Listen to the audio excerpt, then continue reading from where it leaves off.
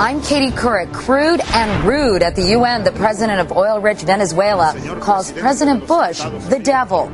With a new wave of violence in Iraq, many Americans say enough. In a new poll, most say leaving would not mean defeat. It's enough to make you sick. Wait till you hear where some of those bargain-priced prescription drugs on the internet really come from. And is the American workplace going to the dogs? No, just the opposite. This is the CBS Evening News with Katie Couric.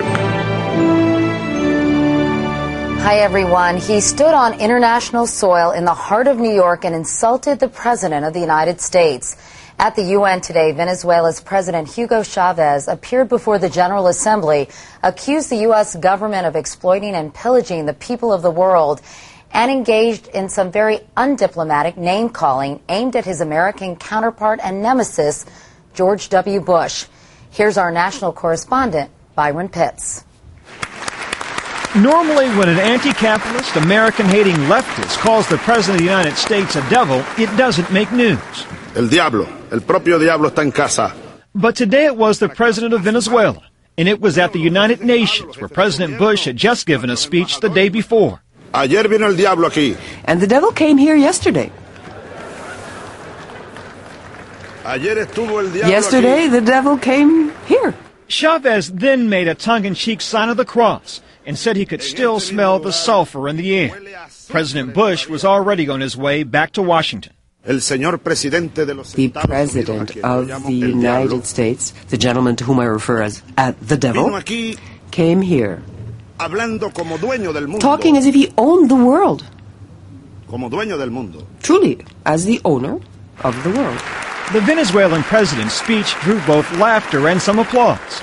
And he may have been doing it to build support for a seat on the UN Security Council. After all, today is the first time a U.S. president has ever been attacked from the podium of the United Nations. Soviet Premier Nikita Khrushchev threatened the West in 1960, but he didn't personally attack President Eisenhower. The U.S. response was quick and curt. Too bad President Chavez doesn't extend the same freedom of speech in the press to the people of Venezuela. One of the most significant things about today's event wasn't even a part of Chavez's speech. Venezuela is the United States' third largest source of imported petroleum. For all that venom aimed at an American president today, consider this. Chavez pockets about $1 million in American money every day for petroleum. And Katie, that hasn't changed. Meanwhile, Byron, what was the reaction in the hall when he made those statements? Sure. For regimes that dislike President Bush, Chavez's comments were sort of like a student bad-mouthing the principal. They were welcome. We'll have to see, though, those translate into votes when the time comes. All right, Byron Pitts at the UN. Byron, thank you so much. So, who is Hugo Chavez? Why is he so angry? And most of all, why should we care? Trish Regan has the answers. He may be the biggest threat to emerge in Latin America since his hero, Fidel Castro, seized power nearly a half-century ago. But it's not the taunting "You are a donkey, Mr. Bush" that keeps the U.S. worried. It's President Hugo Chavez's repeated threats to cut the U.S. off from Venezuela's oil supply.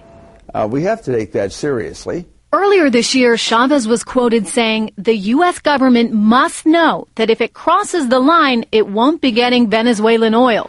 And that could be a problem, since right now we get more than 1 million barrels a day from Venezuela. Chavez's threats prompted Senator Richard Lugar to ask the General Accounting Office to come up with a what-if scenario, and the answer wasn't good. The GAO concluded if Venezuela cut off supplies, worldwide oil prices would immediately spike $4 to $6 a barrel, and prices at the gas pumps would jump 11 to 15 cents a gallon. We really have a different ballgame, and unless we are serious in the United States about gaining a greater degree of independence, serious trouble could lie down the road. Venezuela's ambassador told me that his government depends on its oil sales to the U.S. for revenue. He defended Chavez and his relationships with U.S. enemies, telling me that President Chavez wants to get along with the U.S. But judging by the antagonism that we saw today, Katie, that's a hard argument these days to believe. All right, Trish Regan. Trish, thank you so much.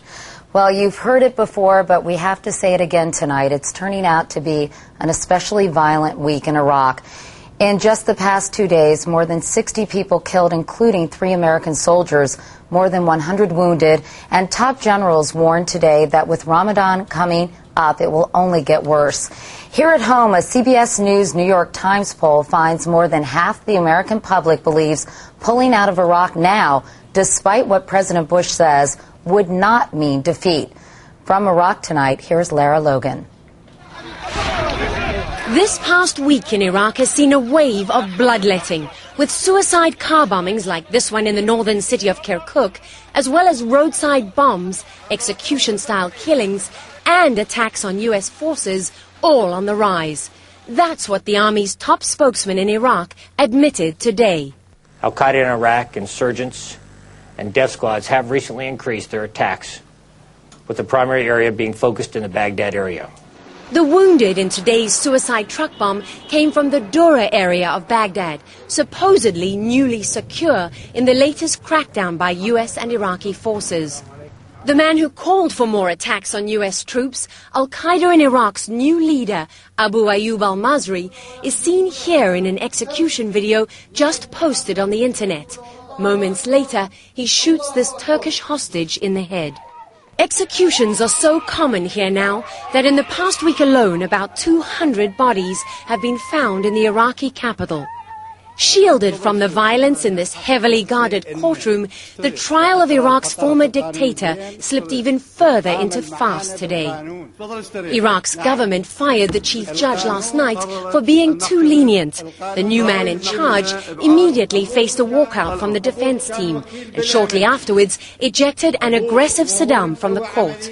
Outside the court, farce has turned to tragedy for the defense team. 4 have already been murdered. One of them, Saddam lawyer Hamas al-Ubaidi, seen here when we interviewed him, was later kidnapped and appeared on the internet in this photo taken shortly before he was executed. The mounting body count in Baghdad means neither the Iraqi government nor the U.S. Army has been able to slow the killing here. Even America's top commander in charge of Iraq now admits that any possibility of U.S. troop withdrawals this year is off the table. Lara Logan, CBS News, Baghdad. Earlier today in an interview for Sunday's 60 Minutes, I asked Secretary of State Condoleezza Rice what it would take to stop the violence in Iraq. Now there is doubt that the Iraqi Prime Minister can really handle this, the sectarian violence that's going on in Iraq. The situation is terrible. How can this sectarian violence be decreased? These are things that they have to decide, and they have to disband the militias. But you know, I heard many times of things that just couldn't be done, and then when they were done, people looked back and said, oh, it was inevitable that that was going to be done. I suspect, given the commitment of this Iraqi government, and by the way, a prime minister in whom we have enormous confidence, because he is tough and he is making difficult decisions, I think you're going to see that this Iraqi government will get a handle on this sectarian violence, but it's going to take some time. In a series of interviews, I also got to see the Condoleezza Rice most people never see, the piano-playing football fan who works out to Led Zeppelin. We'll show you the private side of this public figure, and you'll see how her childhood in the heart of the segregated South shaped who she is today, Sunday, on 60 Minutes.